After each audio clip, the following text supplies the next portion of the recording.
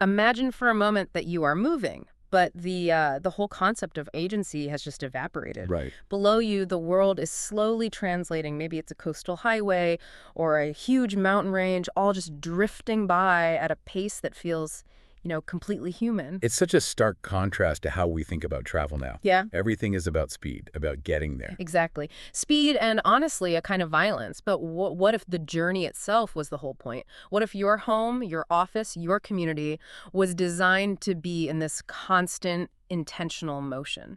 So mobility is a state of being, not just a task. Yes. Okay, let's unpack this. Today, we're doing a really fascinating deep dive into a concept shared by a systems architect, a vision for what they call living airships. And these aren't your grandfather's dirigibles. Not at all. No, these are massive, slow, electrically powered platforms. They're designed as mobile habitats built for persistence and communal living, not for speed. Our mission today is to cut through the philosophy and really dig into the technical side. How do you actually build a massive, silent, slow-moving, floating village that, actually works? And that reframing is so important. If we connect this to the bigger picture, this isn't just about bringing back an old technology. Right. It feels like an inevitable evolution, but one that really hinges on a single factor: getting high-energy density technology that completely removes the need to rush. The need to rush. I like that. The whole philosophy is persistence. These things are designed to operate for days, weeks, maybe even months at a time. That idea, persistence over pace, that's the whole game. They optimize for what, four things: stability, endurance, community, and environmental harmony. Yeah, they're much more like slow-moving ecosystems than they are vehicles. A conventional plane is all about fighting gravity and distance with maximum power. Exactly. Whereas this airship is designed to coexist with gravity and time, using the minimum sustained power possible. But that beautiful slowness, it's impossible without a pretty revolutionary power system. So let's get into the engineering, because you're talking about huge platforms needing huge, reliable, and fundamentally safe power. And safe is the key word there. Here's where it gets really interesting. The foundational technology, the thing that makes this whole concept even possible, is a next-generation, all-solid-state battery architecture. Right. We're not talking about, small incremental improvements. The architect specifies a required energy density of somewhere in the range of 350 to 450 watt-hours per kilogram. And that number, 350 to 450, that's the magic window. It's the point where the weight penalty of carrying the battery is finally offset by the incredible endurance it gives you. I see. I mean, for context, getting to the high end of that range, 450 weighted AHRM, while keeping it structurally sound for this kind of integration, that's a serious technical leap from what we see in mass-produced EV batteries today. So why solid state specifically? I mean, why not just pack in more of the traditional lithium-ion batteries? There are two big reasons, and they both circle back to safety and integration.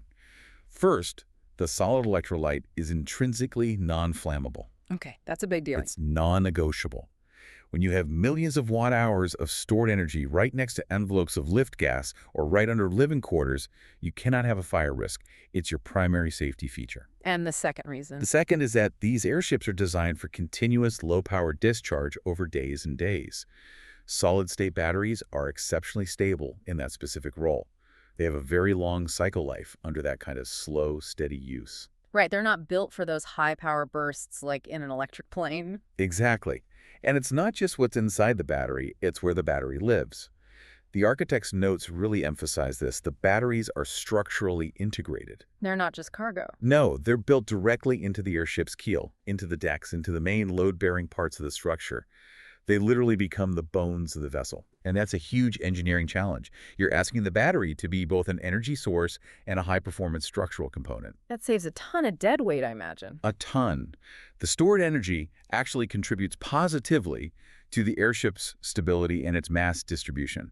But it also raises all kinds of questions about, thermal management, stress fatigue. Sure, the whole structure is flexing and dealing with atmospheric changes. Right. It means you need sophisticated cooling channels and pressure release systems built right into the battery packs themselves. This is definitely next-generation thinking. So we have this dense, safe, structural power source. It helps reduce the overall size you need for the lifting envelope. But how does this immense, complex craft actually, fly? How does it stay stable? So that brings us to the hybrid lift system. You have your static lift, that's either heated air or a lighter-than-air gas, and that handles almost all of the weight. Getting it to near neutral buoyancy. Exactly. But that's passive. Hmm. The real key for control and steering is the dynamic electric lift. And that comes from A whole array of distributed ducted fans. distributed propulsion, so like lots of small engines all over the hull instead of one or two big ones. Precisely. This swarm of smaller fans, combined with redundant thrust vectoring, gives you this incredibly fine-tuned control you need to handle, say, a sudden gust of wind shear, or to perform these very slow, very precise docking maneuvers. And it's all ultra-low RPM, right, for near-silent operation. Which, again, just reinforces that this is a habitat first. Near zero noise is so crucial. If you're going to live there for a month, you can't have that constant drone. But let's talk about safety, because the philosophy here just completely flips the script on what we think of as safe transport. It really does. In a normal plane, safety often means speed. The ability to climb fast, to get out of danger, to make it to an airport before something catastrophic happens. Right. The architect of this concept argues for the exact opposite. Because the structural battery mass and the distributed lift make it so inherently stable, failure modes are designed to be slow, graceful even, non-catastrophic. Redundancy replacing speed as safety. That is the core principle. If a whole bank of batteries fails, or a set of fans goes offline, the loss of control isn't measured in seconds. It's potentially measured in days. Days. The airship just starts to drift or descend at a very predictable, very slow rate. It gives the crew and the ground team a massive amount of time to diagnose, to repair, or to plan a landing. It turns panic into problem solving. That huge safety margin is what lets you move from just engineering to, well, human habitability. It lets you focus on turning this flying platform into a moving, comfortable village. Exactly. Now we're talking about a semi-rigid or rigid internal skeleton, probably using lightweight composites. And the skin itself is doing more than one job. Oh yeah, it's multifunctional. It's the primary envelope, of course, but it's also integrated with solar cells. So it's constantly providing this auxiliary power input. Even when it's just, loitering in the sun, it's harvesting energy. And the living spaces inside are pressure neutral. Crucially, yes. It eliminates all those uncomfortable pressure changes you get when climbing and descending in an airplane. Life on board is seamless.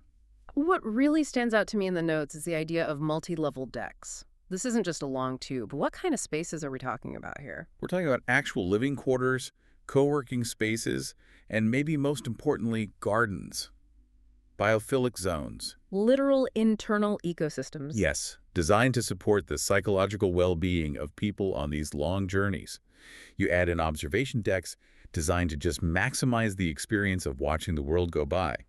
It's less like a plane cabin and more like a luxury apartment building that just happens to be moving. It's all about supporting natural circadian rhythms, isn't it? That's the point. Flying across time zones is so disruptive. This slow, weeks-long journey supports mindfulness, observation. The human is the priority, not the delivery time. The architect's framing is perfect. This is a moving village. Yes, specifically designed to eliminate the friction that movement usually adds to your daily life. So, if they're slow, silent, and persistent, where do they actually fit in? They're too slow for urgent deliveries, and they'd be too expensive for mass transit. What do? Their value is in that persistence and that gentle access. They can do things that conventional aircraft just can't, simply because they can linger. Like slow regional migration. Exactly. A weeks-long journey across a continent, maybe you're following the good weather. The trip itself becomes a productive or even a restorative period of your life. Or station keeping. Instead of building massive infrastructure for, say, a festival or a research project, the airship is the infrastructure. It could hover over a city for a month as a temporary convention center, or stay over a remote research site for a whole season as a lab and a place to live. Let's talk about disaster response. That seems like a huge one. It's a game changer. When a disaster wipes out all the ground infrastructure, roads, airports, everything, a living airship can just station keep above the area for weeks. Acting as a communications hub. A comms hub, a mobile hospital, a logistics platform, gently deploying resources without needing a single functioning runway. And what about this idea of a traveling school? That's one of the most exciting concepts.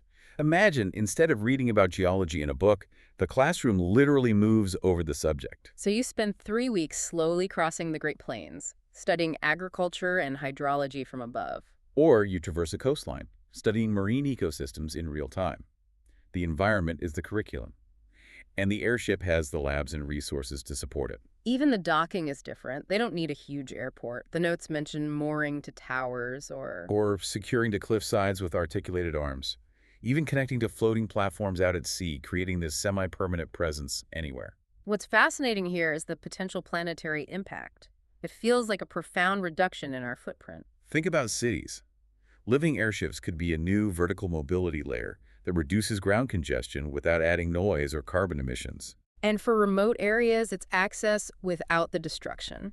No need for new roads or massive airstrips carving up pristine land. It's gentle. It's gentle, pervasive access. The environmental case is clear.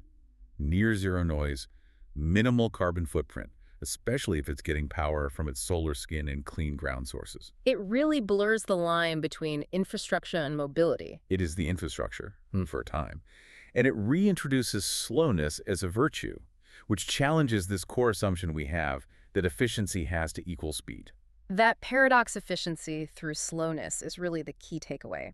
So what does this all mean when you stack these things up against how we travel now? Let's just compare them to, say, planes, helicopters, and drones. Well, if your only metric is speed, the airship loses. Every time, hands down. Right. It's the slowest. But when you look at the whole system, the other metrics just completely flip. Okay, take energy efficiency. A commercial jet is just burning through fuel to fight drag at high speed. An incredible amount of energy. The airship needs that persistent low-level power. Its energy curve is flat and long. Not the huge spike of a jet taking off. And that flat curve, thanks to those batteries, makes it incredibly efficient over long distances. Then there's noise, near zero versus the massive acoustic pollution from jets and helicopters. And safety, like we said, is redefined by time. Redundancy gives you a huge time margin for reaction. Which brings us to the human experience. Air travel is fast, but it's often uncomfortable, cramped, and it disrupts our internal clocks. Yeah. The airship offers this high-quality, long-duration experience where travel can actually be productive and relaxing. It's trading a quick, violent trip for a gradual, supportive one. So it all comes back to that inversion of priorities. The airship makes almost zero sense if you only care about speed. But it makes perfect sense if you care about endurance, comfort, stability, and environmental harmony. It's a total shift, and it's all driven by that one technological enabler. Energy abundance removing the urgency to rush. Exactly. That one shift. The structural solid-state battery. It changes the definition of travel from conquering distance to inhabiting it. It's a quiet revolution in how we relate to the planet. It has been incredible diving into these detailed sources. The vision from this systems architect really gives us a sharp glimpse into a future where slowness isn't a bug, but a core feature. A feature, not a flaw. We'll leave you with the final framing statement from the source material. It's something pretty profound to think about as you consider the pace of your own life. Living airships don't compete with airplanes. They replace the idea that movement must be rushed.